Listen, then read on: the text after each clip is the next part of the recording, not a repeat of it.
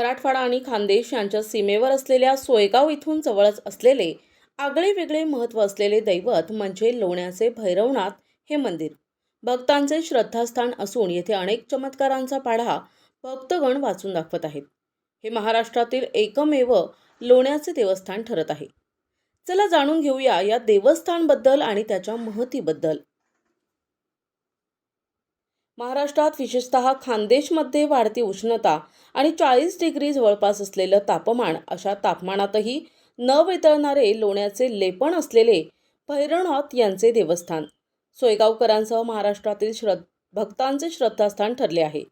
लोण्याचे भैरवनाथ येथे उन्हाळा, हिवाळा, पावसाळा या तिन्ही ऋतूंमध्ये गायीच्या दुधापासून बनविलेल्या लोण्याचे लेपन केलेले असते. ते कधीही वितळत नाही.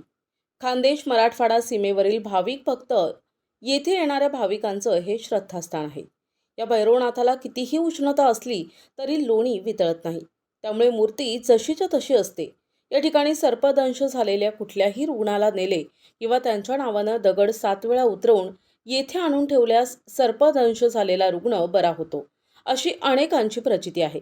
तर भूतकाळात देवदेवतांना केलेले नवस विसरले असतील तर या ठिकाणी नारळ प्रसाद लोणी अर्पण केल्यानं ते नवस पूर्ण होतात, अशी या देवस्थानची महती आहे. सोयगाव शहरापासून 5 किलोमीटर अंतरावर खानदेश सीमेवर हे स्थळ असून येथे भाविकांची कायम गर्दी असते.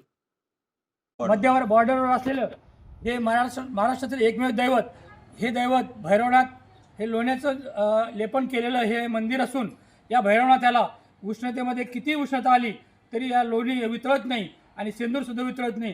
हे याचे एक वैशिष्ट्य आहे. आणि जुने जाणत्या मागच्या पिढीतील काही नवस जर आपण विसरलो असेल तर या भैरवनाथाला जे नवस आपण प्रसाद अर्पण करतो त्यानंतर तो मागील पूर्ण विसरलेले नवस पूर्ण होतात, अशी या भैरवनाथाची वैशिष्ट्य असून महाराष्ट्रातील हे एकमेव असं दैवत आहे की जे त्याचे आगळं वेगळं वैशिष्ट्य आहे. NTV न्यूजसाठी दादासाहेब काळे, छत्रपती संभाजीनगर. मी आत्माराम शंकर गणगाव पुजारी आहे. हे देवस्थानाचं नाव काय? भैरवनाथ लोण्याचं. याचं वैशिष्ट्य काय? नवसाला पावतो आणि हे लोण्याचा असल्यामुळे हा म्हणजे उष्णतेतसुद्धा हे होत नाही, इगरत नाही. आणि हा जुनं मंदिर आहे आणि नवसाला पावतो बाबा. इथलं वैशिष्ट्य काय इथलं?